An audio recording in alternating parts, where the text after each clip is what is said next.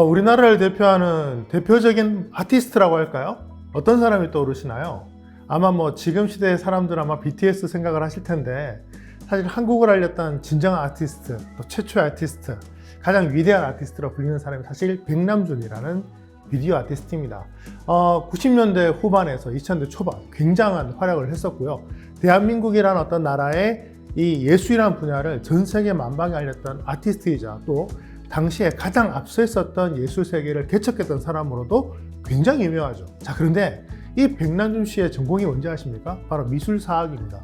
여러분, 느낌이 좀 다르죠? 네, 미술사학으로 비디오 아티스트.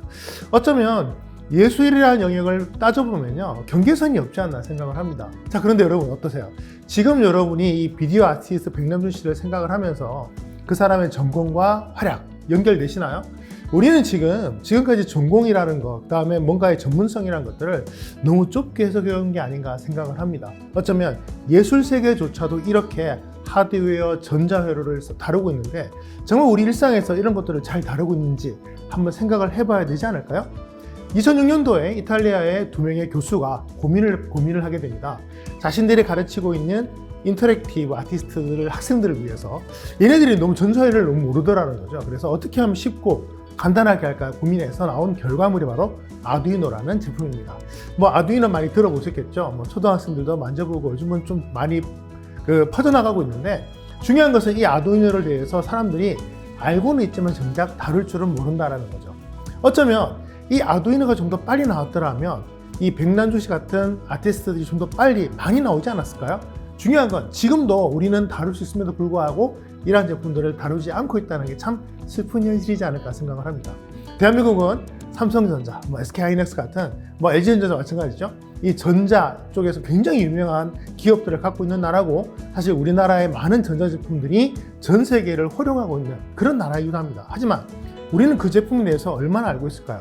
그 제품을 만들 수 있는 사람들은 얼마나 알 수 있을까요? 이 코로나19 이후에 많은 기업들이 힘들어졌지만 정작 이 전자기업들은 점점 잘 되고 있고 번창하고 있거든요. 전 그런 점에서 이제 우리가 어떤 이 지식의 경계선들을 좀 무너뜨리고 넘어서야 되지 않을까 생각을 합니다. 이제 누구나 코딩을 다루듯이 이제 한 발 더 나가서 누구나 간단한 전자회로를 좀 알고 다뤄야 될 필요가 있지 않을까요? 외국 사람들이 한국을 얘기할 때 여러 가지 표현들을 쓰는데요. 태권도에도 종주국으로 굉장히 유명하죠. 예전에 누가 이런 표현을 썼습니다. 대한민국 사람들의 평균 태권도 실력은 노란디다.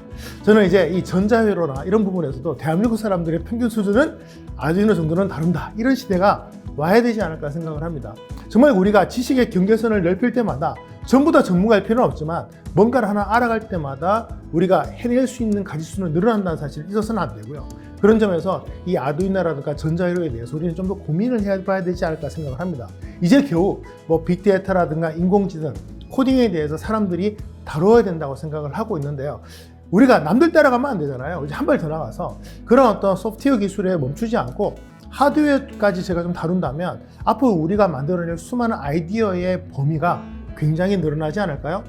백남준 씨 이후에 우리나라에 수많은 아티스트가 생겨났지만 백남준 씨만큼 유명한 아티스트가 있었느냐?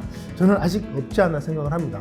백남준 씨가 자신의 전공을 뛰어넘어서 그런 TV나 전자회를 다뤘던 것처럼 그때는 아두이노도 없었거든요. 그렇다면 지금 우리가 이런 지식들을 습득을 해서 우리의 경계선을 넓힌다면 대한민국의 수많은 어떤 컨텐츠들이 예술로서, 경제로서, 지식으로서 나갈 수 있지 않을까요? 저는 그런 점에서 이런 아두이노 시스템 같은 것들을 우리는 이제 기본적으로 좀 배워야 되지 않나 생각을 합니다. 물론 학교에 가서 전공으로 배우는 것도 중요하지만 이제 조금 고급 교양으로서의 어떤 지식, 우리가 지금까지 남의 기술, 다른 영역이라고 배척했던 어떤 그런 전자회로 기술들도 좀 다룬다면 우리 어떤 지식의 확장 덕분에 대한민국의 미래라든가 우리 삶의 미래가 좀 더 풍성해지지 않을까 생각을 합니다. 잊지 마세요. 조금 더 먼저 배우는 것은 늘 경쟁력이었습니다. 그리고 배워서 우리가 지금까지 나빴던 적 별로 없죠.